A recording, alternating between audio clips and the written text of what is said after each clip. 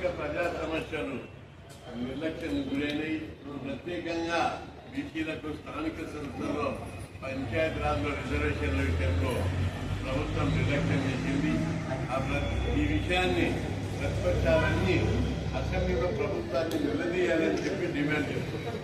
ఎందుకంటే 44% రిజర్వేషన్లు పెడతామని చెప్పి హామీ ఇచ్చి చివరకు 22 అని చట్టం జీవోదీసి ఆ తర్వాత అమలు చేసేటప్పుడు 17%కు ముఖ్యమంత్రి గారు తగ్గించారు.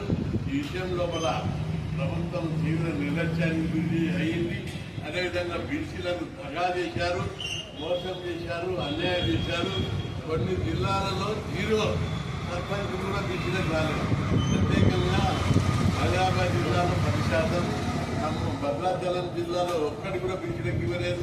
అదేవిధంగా మేడ్చల్ జిల్లాలో ఒక్క గ్రామ పంచాయతీ కూడా బీసీలకు రాలేదు. 28 మండలాలలో ఒక్కటి కూడా బీసీలకు రాలేదు. ప్రతి చాలా జిల్లాలలో అవకతవకలకు, అన్యాయాలకు, అక్రమాలకు పాల్పడ్డారు. కాబట్టి ప్రభుత్వం వెంటనే స్పందించి దీన్ని ప్రతిపక్షాలు ప్రభుత్వాన్ని నిలదీయాలి, బీసీల పక్షాన్ని నిలబడాలి. ప్రతిపక్షాలు బీసీల పక్షాన్ని ఎవరు కూడా మాట్లాడకపోవడంతో అందరూ రాష్ట్రంలో ఉన్న బీసీలందరూ చాలా ఆశ్చర్యం వ్యక్తం చేస్తారు. రేపు ప్రతిపక్షాలు అధికారపరిచి బీసీ వ్యతిరేక వైఖరి అవలంబిస్తూ కుమ్మక్కైనట్టు, అందుకే రిజర్వేషన్లను పట్టించుకుంటడం లేదని ఒక భావన వచ్చింది. కాబట్టి ప్రభుత్వం వెంటనే స్పందించి ఈ విషయంలో కూడా ప్రతిపక్షాలు ప్రభుత్వాన్ని నిలదీయాలని చెప్పి నేను ఈ సందర్భంగా డిమాండ్ చేస్తున్నా. ఇప్పుడు కనీసం ఎంపీటీసీ, జెడ్పీటీసీకి సంబంధించి కూడా చర్చ జరగాలి. ఎంపీటీసీ, జెడ్పీటీసీ పార్టీ సింబల్ మీద ఎన్నికలైంది కాబట్టి మొత్తం చట్టబద్ధంగానే వెళ్ళాలి. ప్రభుత్వ జీవోకు చట్ట మద్దతు, రాజ్యాంగ మద్దతు ఉంది, న్యాయపరమైన అవరోధాలు లేవు.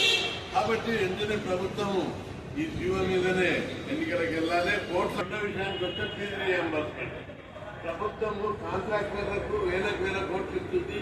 అవుట్ సోర్సింగ్ వాళ్లకు లేదా కాంట్రాక్ట్ ఎంప్లాయీస్కు 8 నెలల జీతాలు, 10 నెలల జిల్లాల హాస్టళ్లకు, గురుకులాలకు, ప్రభుత్వ విద్యాలయాలలో జీతాలు ఇవ్వక వాళ్ళ వసూలు తీసుకుంటుంది. అదే కాంట్రాక్టర్కి 6,000 కోట్లు, 8,000 కోట్లు, 20 కోట్ల లంచాలు తీసుకుంటా ఇది చేస్తున్నారు. అందుకే కేంద్ర ప్రభుత్వంకు ఇక్కడ 3-4 మంత్రులు 1,000 కోట్ల రూపాయల అవినీతికి పాల్పడుతున్నారు. ఇటీవల కూడా